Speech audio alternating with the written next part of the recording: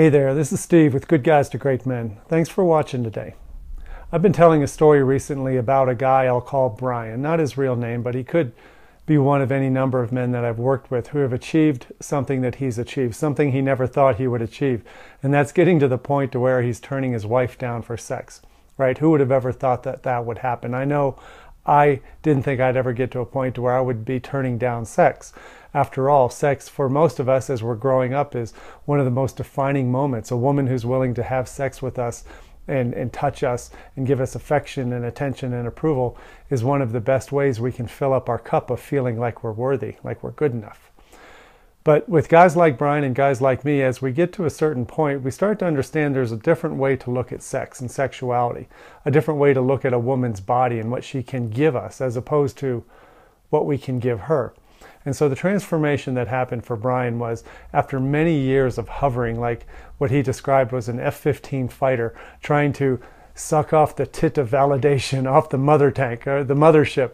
He called his wife the air tanker of validation after he began seeing more clearly that he was always bugging and poking and prodding and complaining and whining and begging, just like we do when we're in that mode where we think that we have to get sex and affection from her in order for us to feel like we're full men, like we're whole.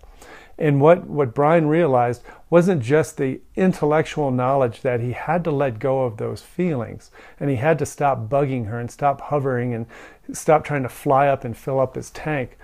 Of course that was unattractive. He knew that, but just knowing that isn't enough for a man to cause a transformation in how he sees himself.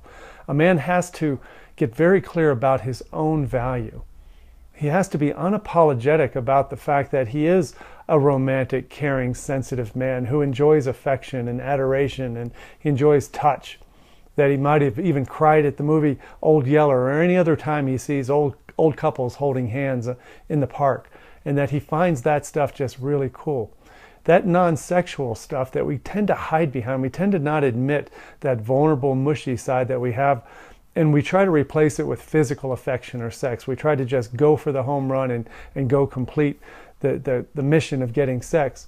And what a guy like Brian had to do was understand that he could live in a sensual body. He could live as a passionate man, that he was certainly worthy and valuable enough, and that he was attractive enough, and he was worth being sensual without having sex. He was able to give passion, give attention, give affection, give adoration to everybody, not just his wife. So once Brian found out that he had the ability and he could gain the confidence and the perspective to know that he didn't have to feel validated with sex first before he could feel like an important, worthy, passionate man. It's quite the opposite. And so what Brian learned was how to become a worthy, valuable, passionate man with everybody. It doesn't matter if it's with his family, his sister, his kids, the cashier at the Burger King. It doesn't matter. That when you start living a whole life as you really are, a passionate life, a meaningful life, and start giving to others from a place of vulnerability and total transparency, when you become that man, everything changes for you. So in Brian's story, he started doing that. He did it not as a game to attract Emily's approval, right? He didn't do it trying to trick her into liking him. He did it because he decided he liked himself. And this is the process I take men through, is that the process of discovery that I am whole. I am not half a man. My marriage is not 50-50. I am 100%. And when you learn to live 100% in your skin of passion and value and worthiness, and you give that to other people instead of seeking to get it filled up in you all the time, acting as if you're already full because you are already full, that's when the game changes. And that's when it changed for Brian. He started doing that. He started just becoming this man, and he became much less focused on the act of sex with Emily. And she got the feeling of it, and she started seeing how he was changing. And she wasn't immediately attracted to it. She was immediately threatened by it because she thought the only possible reason a man could have this change in attitude and energy and be so generous, the only way a guy could do that was if he was sleeping with somebody else. That's what she thought, that a guy couldn't just do that. Well, I'm telling you, a guy can just do that. Once you can get that feeling of mojo to where you don't have to get things from other people before you give. So to finish the story, Emily started started approaching him. She started fixing her hair up or sitting in his lap or just initiating conversations, asking him for help with things she really didn't need help with. And he started to see that she was coming on to him. She even got a little suspicious, like I said, and checking his phone, wondering why he is so cool now. And so that's how it happened for Brian. He realized that he could have all the affection and passion and sex that he wants if he just decides to be that man and give it instead of seeking to get it all the time.